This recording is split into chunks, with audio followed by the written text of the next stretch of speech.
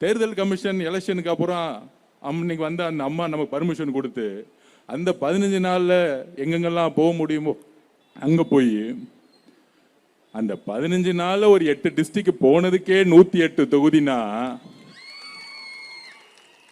தம்பி இளவரசர் உதயநிதி அவர்களே, உங்க அப்பா ஸ்டாலின் பர்மிஷன் மட்டும் கொடுத்திருந்தா 59 தொகுதியில டெபாசிட் வாங்கியிருக்க மாட்டீங்க. பெரம்பூர் தொகுதியில நாமினேஷன் பண்ணி ஒரே 1 மணி நேரம் குளத்தூருக்கு வந்தார், அதுக்கே நீங்க அவுட். கலைஞருடைய வாரிசு, 50 வருஷ அனுபவம் அப்படின்னு சொன்ன திமுக தலைமை இருக்கு. 1 மணி நேரம் எங்க தலைவர் வந்து 5 நிமிஷம் பேசினதுக்கே கொளத்தூர் தொகுதியில தோத்த கட்சி உங்களுடைய திராவிட முன்னேற்ற கழகம். எங்க கட்சியை பேசுறதுக்கு எந்த விதமான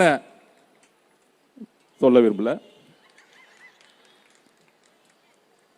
முதல்ல வெற்றி பெற்ற நாங்க அமைதியா இருக்கிறோமா இல்லையா? இந்த 30 நாள் எங்கேயாச்சும் ஏதாவது தலக்கணம் வந்து நமக்கு துமுறு வந்து எங்கேயாச்சும் ஒரு கூட்டம் போட்டு நம்ம தலைவர் எங்கேயாச்சும் ஒரு கூட்டம் போட்டு ஏதாச்சும் பேசணுமா? நாங்க வெற்றி பெற்று நேரா நிர்வாகத்துக்குள்ள போயிட்டோம். 50 வருஷ பிரச்சனை, எங்க பார்த்தாலும் ஊழல், இதை தவிர எதுவும் தெரியல. அதை சரி செய்யறதுக்கு வேலையை செஞ்சுட்டு இருக்கோம்.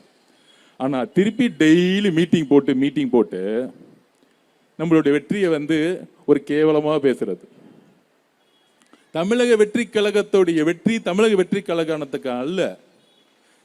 தமிழக வெற்றி கழகத்தோடைய வெற்றி பெண்களுக்கான, இளைஞர்களுக்கான வெற்றி.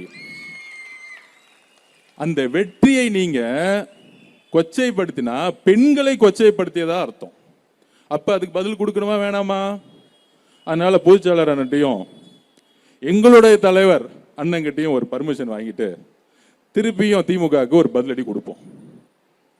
நான் திருப்பியும் சொல்லிட்டேன், அமைச்சரா வரல, தமிழக வெற்றி கழகத்தோட தொண்டரா வந்திருக்கேன். தொண்டனுக்கு பேசுறதுக்கு உரிமை இருக்கா இல்லையா? இருக்கு. ஓகே. அப்ப அது ஒரு தொண்டன் என்ன நினைக்கன்னு பேசுற இடத்துல நம்ம இருக்கிறோம். அப்ப இந்த வெற்றி ஏன் வரலாற்று ரீதியா இருக்கிறது? அதுல வந்து திரு மு க ஸ்டாலின் அவர்கள் சொல்றாரு, இளவரசர் உதயநிதி அவர்கள் சொல்றாரு, அதுல மு க ஸ்டாலின் அவர்கள் இன்னும் சொல்றாரு, கவர்ச்சினால இந்த வெற்றி அடைஞ்சிருச்சு.